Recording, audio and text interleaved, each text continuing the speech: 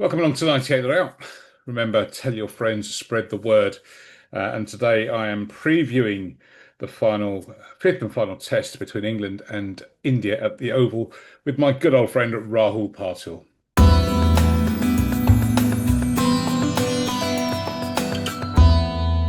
Rahul, welcome Yeah, along. Kem Jo Sarajay. Majama, Majama. All is well. And That's for the full those who don't extent of my know, Hindi. Gujarati, it's not even Hindi, it's Gujarati. Oh God, there you go. There you go. As I had an Indian colleague years ago, and he was insistent on trying to get me to learn the language, but that was as far as I got. So good to see you again, and nice to actually see you. You very kindly had me as a contributor to your show on Radio Tarana in Auckland. How's that all going? That is going really well. I do a fortnightly show called Fort of Sport, a real cheesy name that I came up with. But yeah, it's mainly discusses cricket. But when you are based in New Zealand, you cannot be far away from rugby and rugby league. So I talk about cricket, I talk about rugby, and I talk about rugby league while playing a bit of music along with it as well. But then I have the pleasure of your company to talk about cricket, and what better occasion than the India-England series to bring you in and get your thoughts, Yeah. because it's always a different perspective from someone who's in the country where the action is happening. And so I'd be very, very pleased and blessed to have you on our show. Yeah. Absolute pleasure, absolute pleasure. And I'm so pleased my predictions came true as well. Yeah, they still got one to go. Like even I thought, I predicted a 3-1 series win for England, just because of everything that was going around the Indian cricket team at the time. Yeah. But I must say they've surprised me, and I think they've surprised a lot of people with the kind of attitude and kind of skill level that they've shown on this tour. So yeah, one more to go. We'll see how that goes. Yeah, the Oval is a very special place to watch cricket. A lot of people I know and talk to about the game really enjoy the Oval Test match atmosphere. Every ground here in England has its own special atmosphere, but the Oval is one of the most enjoyable places to watch cricket, and it always seems to produce exciting moments. It's always the last test of any series is played there. It's the 20th anniversary this year of that famous 2005 Ashes, and we all remember the Oval Test where there was that nail-biting game where England held on to lift the urn. It's this Test match comes hot on the heels of an incredible Test match at Old Trafford. Let's just talk about Old Trafford to start with. Interesting how the game seemed to turn in the Indian second innings. At one point, at 1 for 2, it looked like the game was lost and would be over very quickly. But a stunning rearguard action from India saw that the game ended in a draw. What are your thoughts on how and why that happened? Look, I mean, the first thing that's really surprised everyone who's followed Indian cricket is that whenever we travel overseas, we take a little bit of time to get used to the conditions. We take time and we start playing our best cricket from the third test onwards. Normally, test series tend to be 3 games. And by the time the first 2 tests, the series is gone, and India normally tends to play its best cricket in the third test. Now, 5 test match series is good for India. We thought, okay, by the time the third test match comes along, they'll play well, and then they'll actually do well in the fourth and the fifth. But this team has really surprised us. I mean, I cannot remember a single tour in the past where a touring Indian side has scored 11 centuries in a series. That is just a stat which blows my mind away, because you'd have the odd cricketer who'd have a great series and, really put runs on the board. But for collectively as a team, for them to do that is really fascinating. Coming to this test, I mean, yes, in the first innings, I thought the score was under par, and the bowling was looked tired. It looked jaded. There was some selection question marks as well. The selection of Anshul Kamboj, and it all resulted in England scoring 600 plus. To be honest, like everybody thought this is a one-way street. We all seen test matches like this where one side just piles on the runs. And when a fielding side has been in the field for 150 overs plus, you know that they are tired, they cannot wait to get out of there. And we saw that, 2 wickets falling in the very first over, and we thought, yeah, we've seen the script before. We know what's going to follow. This will all be over by tea time or probably just after that on day four. And yeah, cricket, this beautiful game of cricket, whenever you think you know it all, always comes and backs, bites you in the backside and tells you, you know what, I've got something else to show you and you've got something else to learn. So there it was, Shubman Gill and KL Rahul playing out the next two sessions, not a wicket. I was also surprised that after that initial burst of Wokes, that the English fast bowlers didn't get anything out of that pitch for the rest of the day. But I think a huge part of that is the fact that Ben Stokes himself did not bowl on that fourth day. He has been by far England's best pace bowler in this series. And for him not to be bowling was a blessing in disguise for all Indian batters because all of them have struggled against him. He just seems to do something with the ball every time he's got the ball in his hand. And I think that played into India's hands, him not bowling. Wokes and Cast look tired. Jofra's coming back after an injury, and I think the rigors of back-to-back Test cricket could be seen on his body and his speeds, which were deteriorating throughout the Test. Then on day five, you come along and you get a little bit of hope. Two quick wickets. You got KL Rahul first. You got Gill afterwards. But then Ravindra Jadeja has been in great form all series. We know what he's capable of. He dug in, except for that flashy first ball swipe that he tried outside his off stump. And then Washington Sundar got a lot of time for Washi. He's an absolute fantastic cricketer. Anyone who sees him bat says, how come he's batting this low down in the order? He looks like a number three. Get him up top. He's got the skill with the bat. He's got the temperament for Test cricket. So yeah, not surprised that he's done it because he's done it before. But just the sheer mental, the strength of character to play out 5 sessions, play out a draw, and saving a test. You don't get to see that many times. I saw an interesting stat which said that this is only the seventh test since the beginning of this year, which has gone to day five. We're living in an era where test matches are finishing in 3 days and 4 days so regularly that you even forget what day five looks like. And here we've had 4 test matches back to back, all going into day five. And it just goes to show that life doesn't have to be about losing or winning all the time. You can still walk away with a draw and still shake hands. Sorry, pun not intended. Still not shake hands and walk away from a game of cricket. And there doesn't have to be a winner or a loser every time in life. It was just beautiful. So yeah. Yeah, I think we've got too corrupted by too much T20 and white ball cricket that we kind of forget what Test cricket is all about. And Test cricket is about the grind. It is about it is called the long format of the game.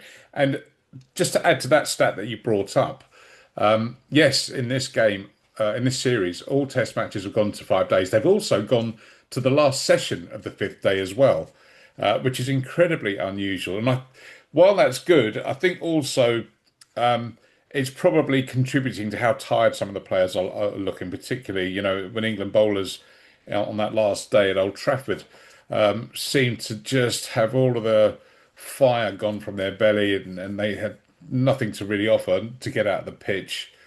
I mean, I'm old enough to remember when you would, particularly a 5 test series, would be spread out. There would be a week or 10 days between each game.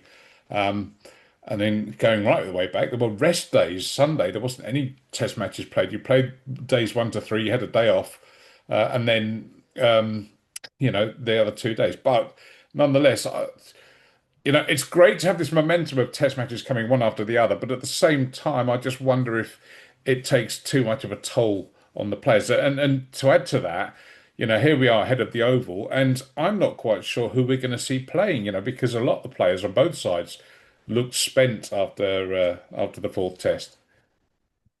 Yeah, and look, I agree. I mean, apart from Mohammad Siraj, though India has been quite fortunate or unfortunate in that sense that they've not had the same.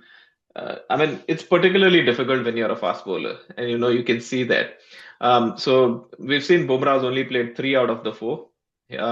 We've seen Mohammad Siraj play all four, but then we had India started with Prasidh Krishna, then dropped him, picked Akash Deep, and then played him in two test matches. Then he got injured, so he hasn't played the fourth one. Then you went to Anshul Kamboj in this test match, but looking at his performance, I don't think they're going to pick him again.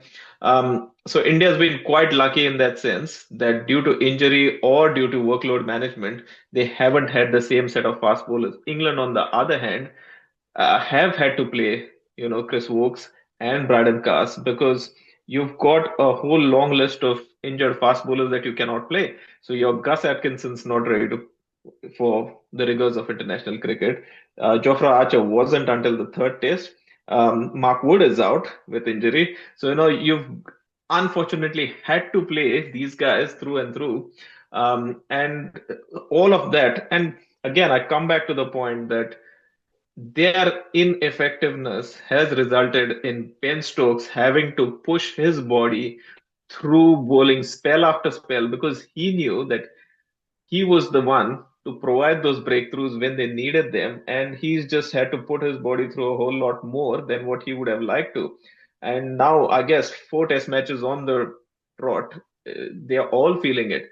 I'd be very surprised to see Wokes, Cass, and Jofra Archer actually, whether they'll turn up and play at the over. So it'll be interesting to see what happens because there are others in that side who haven't been given a go for whatever reason. Someone like Sam Cooks there. You've got the likes of Jamie Overton now who's been added into the squad. So I won't be surprised if we see a completely new bowling attack for England in that fifth test. Stokes has to play, I think, because without him, England are a completely different side. Yeah. So I'm expecting him to play, but I don't expect him to bowl as much as he did in those first four test matches. Yeah, I think you'd need wild dogs to stop him playing. I think that makes him a bit of his Yeah. own worst enemy, but he's so talismanic to this side. Do you think Jasprett's going to play at the Oval? Um, Look, the series is on the line. I mean, huge difference between finishing 2-1 or 2-all. So there is a bit of talk in the Indian media about potentially a retirement in Test cricket looming around the horizon for Jasprit Bumrah as well. Who knows? We don't know what's going on in his mind. But if that is the case, I'm thinking he'll definitely play. The good thing was that because India batted for so long in that second innings, basically all of day four and all of day five, Bumrah was sitting on his heels, and he didn't have to bowl, so he got a couple of extra days. It'll all come down to how he feels. He's a great judge of. He knows his body better than anybody else, and if he thinks he's up for another 5 days of, putting in the effort, I think he'll put his hand up and say, "I'm ready to go." It's a funny one though because the only test that India has won in this series is the one that he wasn't involved in. Yeah, So that's right. That's you right. know, and the others seem to step up when he's not around. So, and I'm by no rhyme or reason I'm trying to suggest that he shouldn't, but if he's available, I think he should play because of the position that the series is in. Well, one thing that might help these players with tired bodies is the weather is changing over here. The series started under really hot, sunny conditions, but as I speak, the temperature has dropped a fair bit. Cloud has come over, and it's raining intermittently. I'm just wondering whether rain will play a part at the Oval. But notwithstanding that, I'm going to put you on the line. What is your prediction for what happens in this fifth and final test?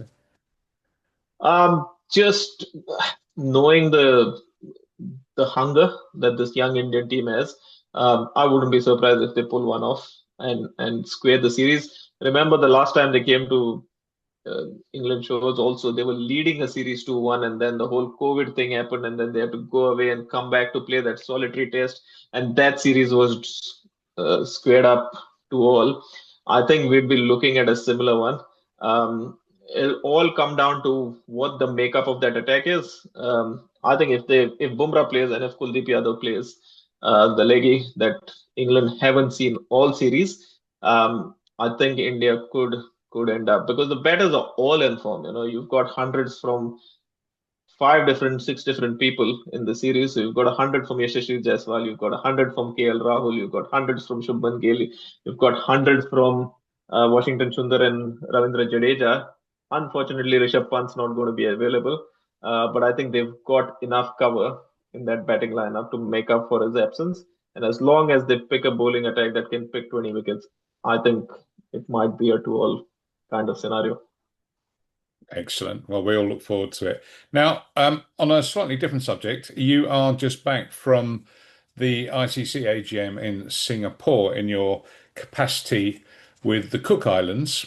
And I saw that my other friend, Derek Richards, who is president of the St. Helena Cricket Association, was out there as well. So good representation from the smaller island groups that are playing cricket. But just give us a little taste of what you saw and heard in Singapore. Yeah, first of all, I mean, brilliant. It was my first experience of going to an ICC AGM. So a bit kind of overwhelming and a bit starry-eyed and bit, didn't know what to expect. But what was good to see is that two things that really struck a chord. I heard a lot of inspiring stories from around the world. There were representations from 108 different countries Wow. at that AGM, and just some really heartwarming and heart-touching stories. It turns out that to keep this game alive in various parts of the world, it is the same formula. There are volunteers all around the world who are working and giving it their all just for the love of the game. We all know the importance of volunteers in this game, and just to hear about some of the stories was good. It was also good to see the drive that comes from the bigger nations. I think a lot of flack is given to the big nations like India, Australia, England, for the amount of revenue that they get from the ICC, and there's always that finger pointed saying you don't do enough to grow the game amongst the lower nations and stuff like that. But it was good to see that they were happy to listen to what the associate members had to say. They took a lot of feedback on. They made some good and they made some commitments towards working to some of that as well. Overall, I left feeling with a lot of hope and a lot of, when you go to events like this, you get inspiration is one thing, but you also understand where everybody is coming from, because it's always all good, easy to sit on a couch somewhere in your house and then point fingers and say, this is not happening and this is how it should happen. But there are practical difficulties in a lot of things to get things done. So it was quite, you get the other side of the story, which you normally don't get when you read a newspaper or an article. When you go to events like this is when it happens. So yeah, very, very, met some really genuine people, made some great connections. And I think to grow cricket, these connections are extremely important, because from the Cook Islands point of view, what we're trying to do is we want more cricket for our boys, and we want people to invite us to come and play in their countries, and we want people to come and play us. So building those connections was really, really helpful. So now, all in all, a fantastic trip. And some stars that were there. I gather Mahela Jayawardene was out there. Yes, so there was evening where Mahela Jayawardene and Rahul Dravid were on a panel, and there was an MC asking them questions, but then we also got our opportunity to ask them questions, and a wide variety of topics were discussed. Probably the most important one being the health of Test cricket, and both of them were very, very optimistic about it. The elephant in the room about this whole two-tier Test championship that's being discussed was discussed with them as well, and Mahela Jayawardene was of the opinion that it shouldn't be a two-tier system, and Rahul Dravid was of the opinion that, hang on, don't discount it. There are some positives in it. So it was good to hear both perspectives. And I think from Dravid's perspective, he was saying that, look, if it means that we can add some more teams to the mix, that would really help, because right now we've got 9 or 10 test playing nations. And he said if we could add, say, 7 teams in the bottom tier and 7 tiers in the top tier, that would mean 14 teams suddenly start playing Test cricket, which can only be good for the game because there are more teams playing Test cricket. And then we'll have the relegation and the promotion and delegation kind of thing, to move teams up and down the ladder. So that was his take. Um, while Ajay on the other hand, said, look, I don't agree to this because when someone aspires to play Test cricket, he aspires to test himself or herself against the best in the world. If you're telling someone that if because you play for an Afghanistan, you'd never be able to play against the likes of Jasprit Bumrah, then you're creating a divide, and it's not really fair. So you can see both perspectives, but again, one thing that came clearly was that the current lot of players, and we are quite blessed in that sense that they still rate Test cricket really highly, and I think it can be seen in this series. The amount of Because look, make no mistake, all these Indian cricketers right now have got fantastic IPL contracts, and they make a lot of money playing white ball T20 cricket. For them to invest their time, energy, efforts, and money into Test cricket, playing this series with such passion and um, uh, such skill is really doing good for the game.